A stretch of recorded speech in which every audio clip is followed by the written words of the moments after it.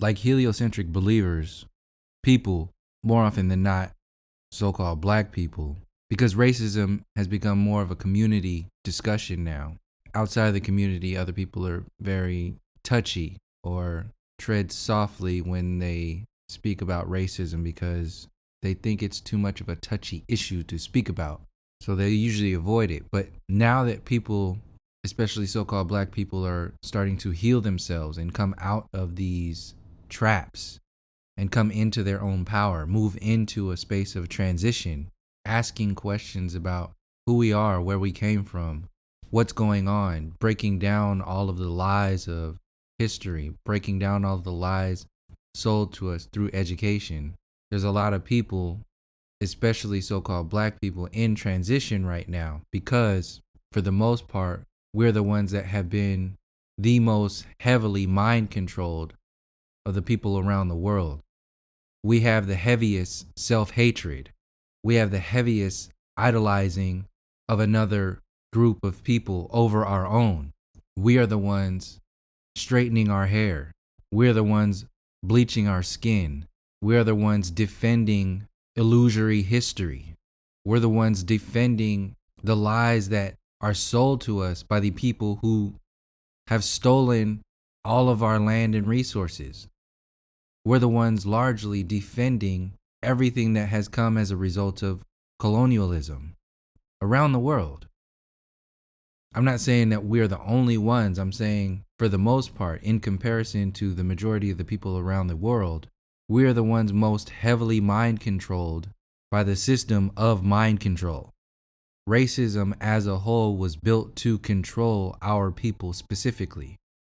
Yes, control the majority of the people around the world, the 9/10 of the population of the world, but more so the powerhouse, the core, the roots, the root-based people were the focus of that system. So in that space of transition, like people transitioning from believing in heliocentrism into just not believing in heliocentrism, not even going into a space of believing in anything, just a space of leaving the heliocentric mind controls, the illusions, the lies, like going from that space to another space, whatever that is. You're going to have people who are going to get in the way of that shift for whatever reason, to challenge your movement. A lot of the times, people don't want to be around people who are transitioning because it puts a responsibility, either consciously or subconsciously, on them to change, which is the hardest thing for people to do. So in order to avoid that change, they will attempt to stifle your change, stifle your evolution.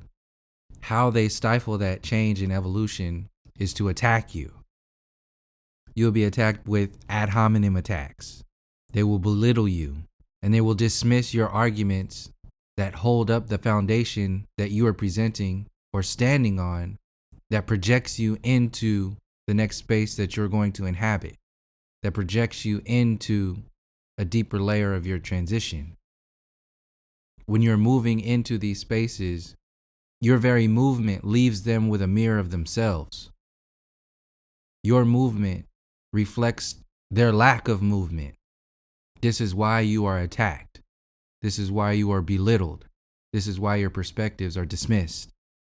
And they do this largely because they are not aware of the perspectives that allow them to empathize with the approach, whatever approach it is. Whether you're moving out of a very baseline, simplistic interpretation of racism into the next space of awareness, or you're moving from, like I said, heliocentrism into whatever it is. It doesn't have to be a flat earth, doesn't have to be an infinite plane.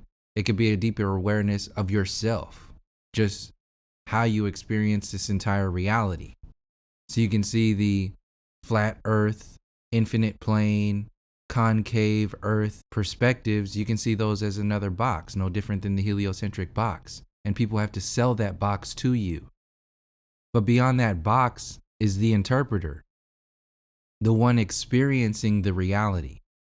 And that interpretation of that experience as a whole is a more challenging transition beyond all models of the reality.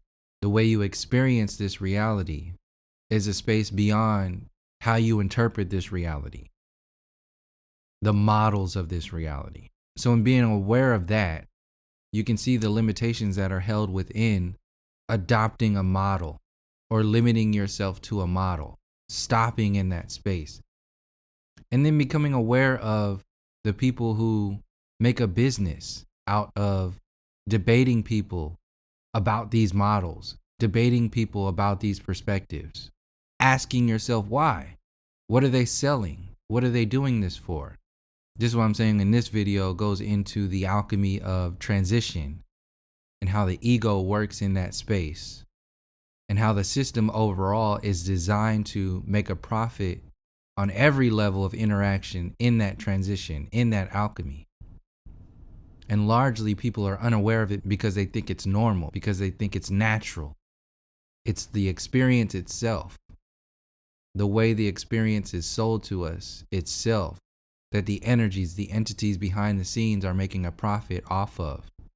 Just as somebody's selling you flat earth in comparison to heliocentrism, the system is selling you an interpretation of the reality in comparison to the artificial reality that has been sold to you and conditioned into your generations over hundreds and hundreds of years.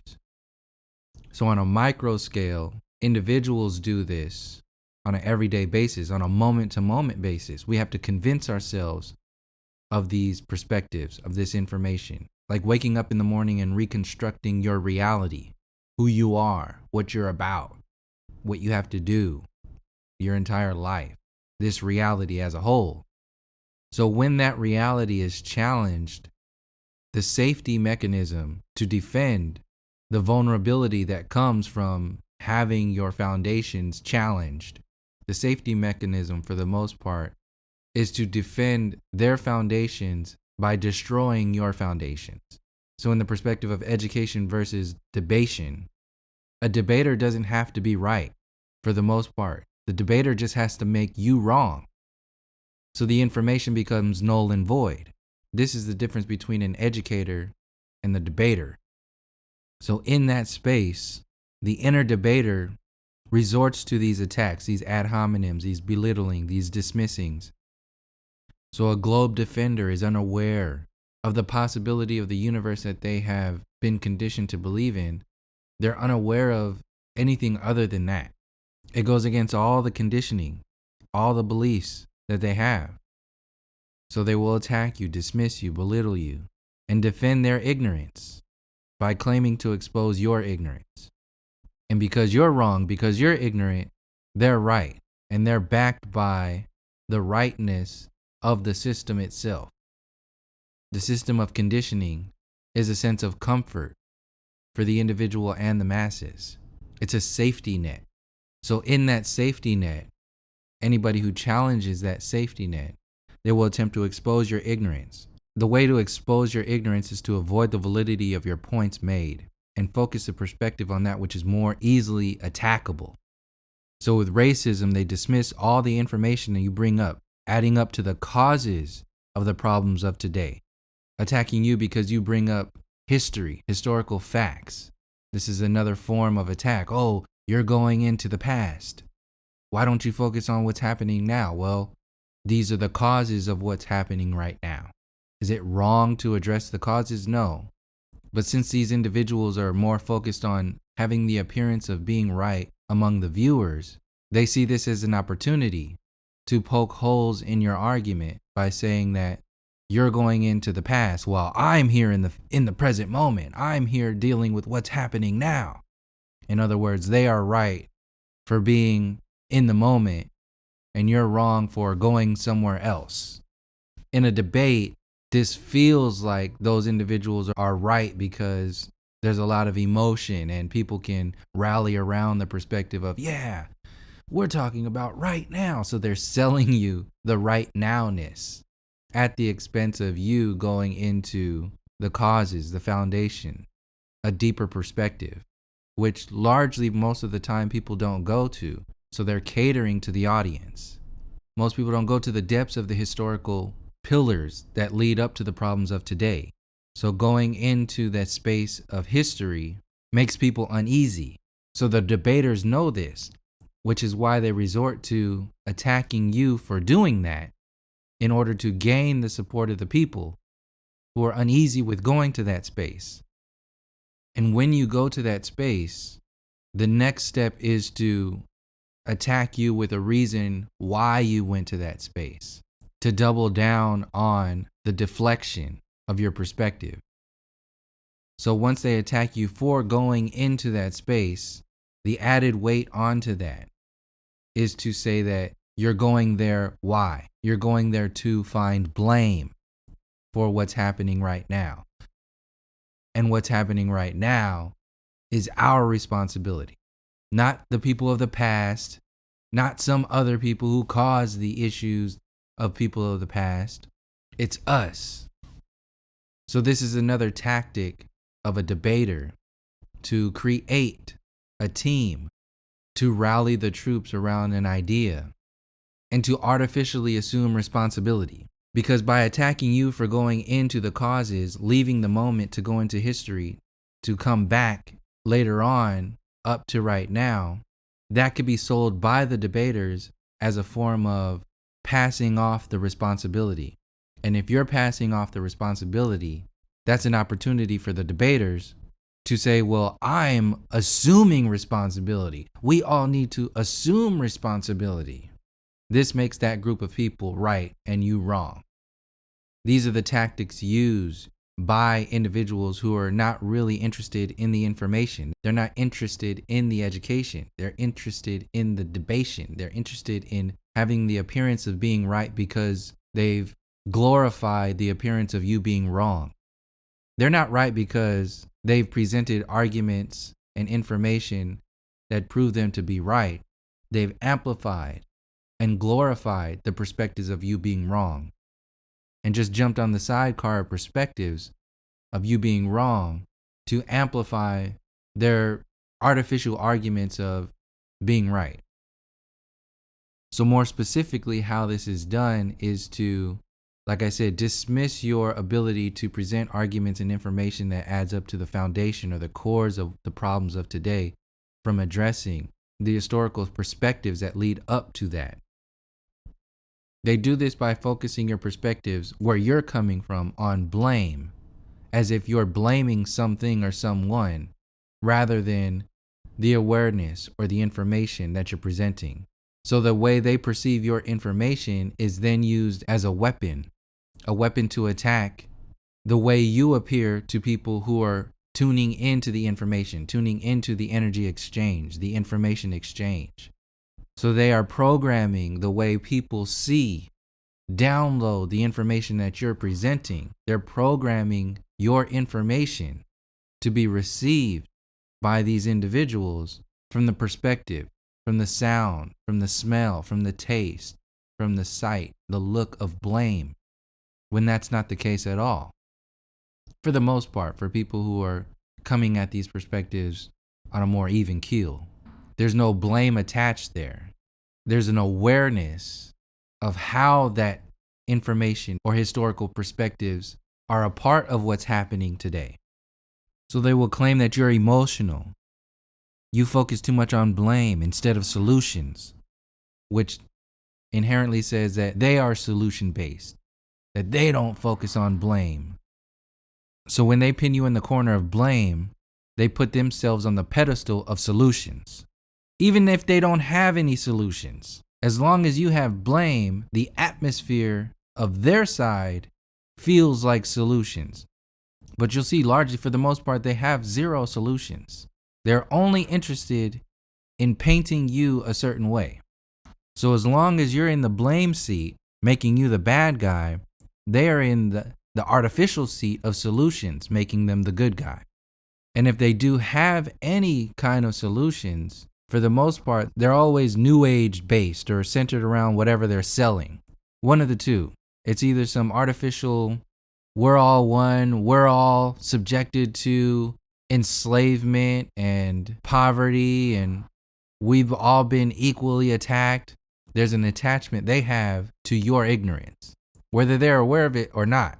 Largely, a lot of the times, people are doing this because they're largely unaware, and the ego has taken over to defend the space that they have glorified for however long. So when they present their new age solutions, when they glorify what they're selling to you, this also makes it look like you have no solutions. You have nothing to sell. You have nothing of any value. And all this comes from selling you something as cheap as, we're all one, we're all human. We've all been enslaved. We're all in poverty. It's all one big group of bad guys against all of us. As cheap as that is, it's something to people who have been starving forever. And when you're being sold this cheap, lunchable version of approaching what is going on, all of the healing and all the empowerment that comes from the information for people who are sharing information about the history, about the foundations, for people who are bringing this information to the people, all of the healing, all the empowerment that comes from the actual points that were being made, the points that were dismissed, all of that energy, all of that space becomes a non-issue. Because that information, when you have a sense of responsibility attached to that information, it's harder for people to digest that information. It's easy for people to digest information, artificially generated information, like artificial food that just goes through your system real quickly. It takes more energy for the body to break down organic materials and pull all the minerals and nutrients out of there. And people don't want to expend that energy. It takes too much time. It takes too much focus. It takes too much vulnerability and change in that energy exchange. So they will gladly accept artificial information. They can live off of artificial information. You can eat McDonald's and survive for some amount of time.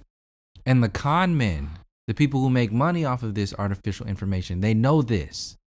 So they will do everything that they can to artificialize any perspective out there, to repackage, to sell to people, because they get that following. They get that artificial following of people who are caught up in this transition. So just like flat earthers get called crazy and needing attention, people speaking on the roots of the problems around racism are called blamers and emotional. They need to just get over it. This is the tactic used by the ignorant, the egomaniacs, the narcissists, or somebody that's selling you something, somebody that's making a profit off of your engagement, your time, the time spent debating, focusing on their artificial perspectives.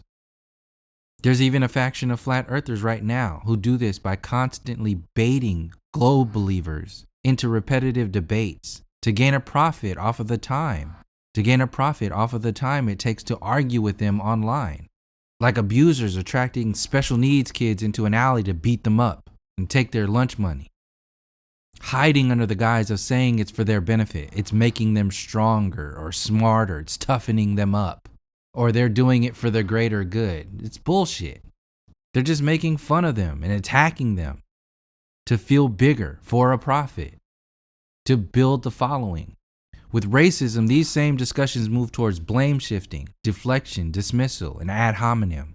People who are in the middle of transitioning from one space to another have the tendency to do this because they have to protect the new space. They have to protect this new space because the transition from an old space to a new space is very vulnerable. You're uprooted. If you're moving from one belief system to a new belief system, you have to fully invest yourself in that new belief system.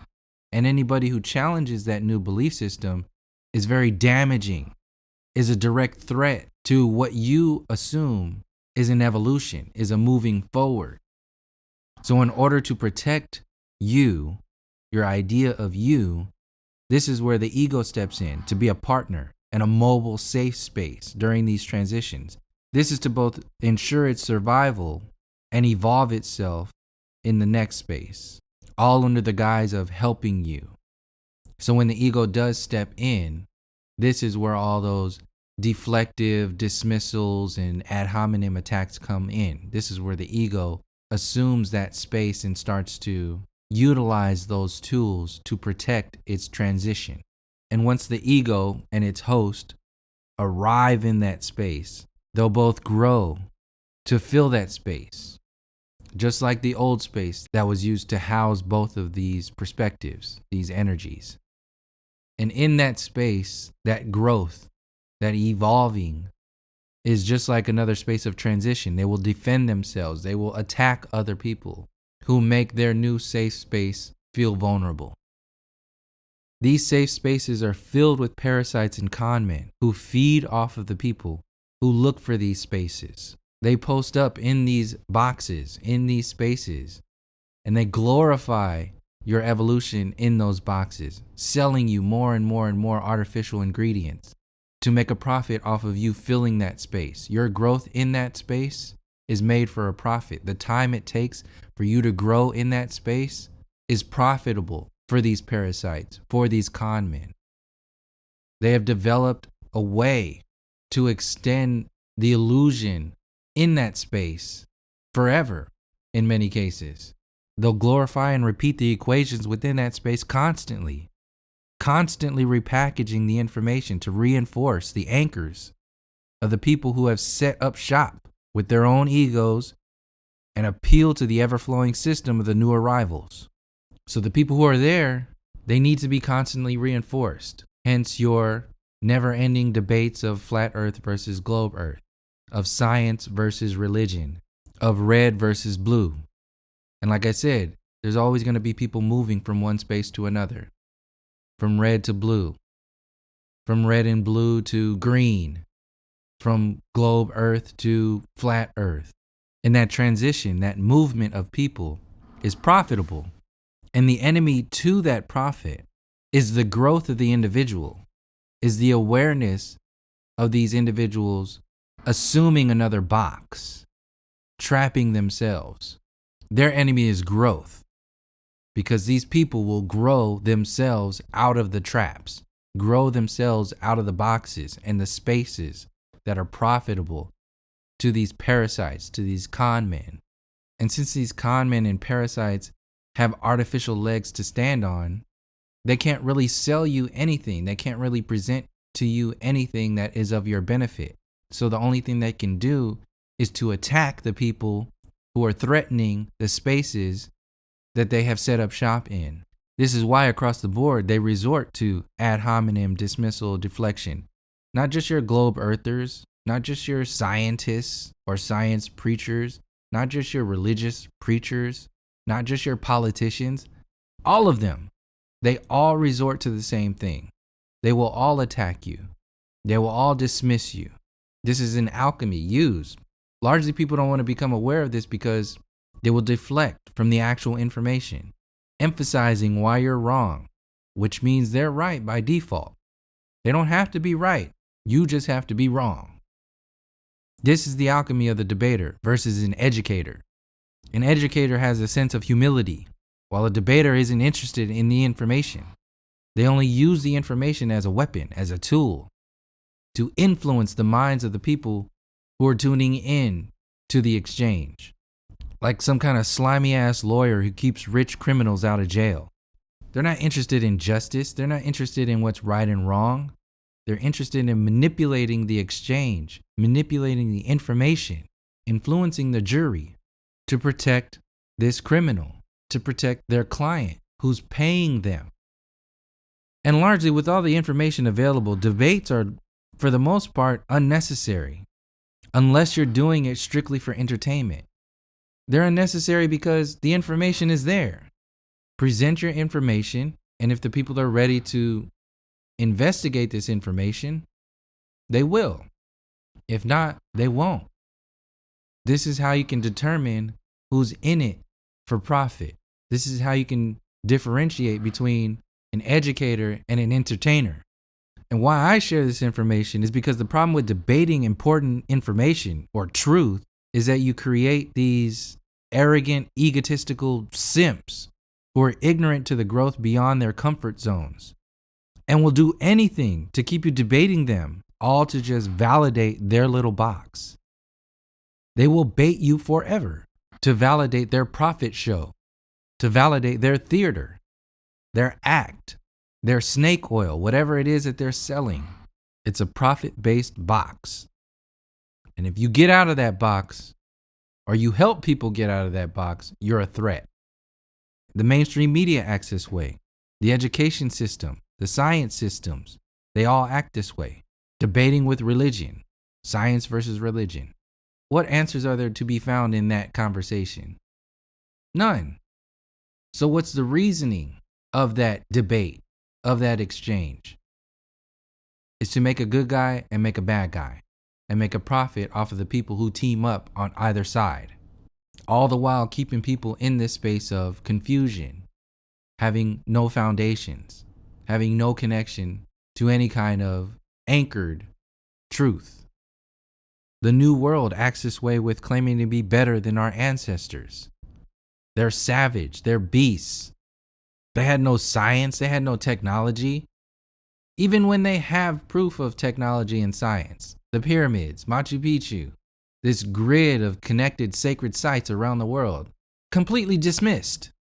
Why? Because the monkey evolution program, backed by the Big Bang and the heliocentric universe, is your statement of fact that the people of that time were savage beasts, lacking intelligence. And the intelligence of today is the highest and unquestionable. So we should just follow that into the future with this garbage ass technology that they're selling you every day. Selling you another smartphone, selling you an iPhone 1 through 13, 14, 15, 16 forever. Because you're not buying the iPhone. You're buying the energy that comes from being a part of that system that sells you the iPhone. Parents even do this to kids, forcing them to be like them. And sometimes the narcissistic ones, for the most part, do this to keep the kids from being bigger than them, from being better than them, from being smarter than them. They want to force them into the same challenges and the same hardships that they went through to keep them down. And if they start challenging their belief systems, challenging the way they got to be where they are, that is a direct threat to everything that they are proud of, to everything that they hold themselves over everybody else. It's a threat to that. So they will dismiss them. They will attack them. They will deflect from the arguments that those kids bring up as to why their systems are outdated, as to why their beliefs are destructive. This is an alchemy. Religions do this to other religions, dismissing all the positive information only to emphasize the negative and glorify the positives of their own perspectives, of their own religion. This is a system. It's a spell, if you want to see it from that perspective. It's a spell to control people. So if you find yourself in these debates, if you find yourself caught up in these spells, take a step back. Analyze the situation. Let go of all the attachments that you have to these spaces. You don't need them. Become aware of the attachments that other people have to your engagement. Is it for a profit? And if it is for a profit, at what expense is that profit being made? Is it worth it? What is its worth? Is it moving or is it stagnant? And since we're all in a constant state of transition, let that be your first clue as to why these systems are not for your benefit.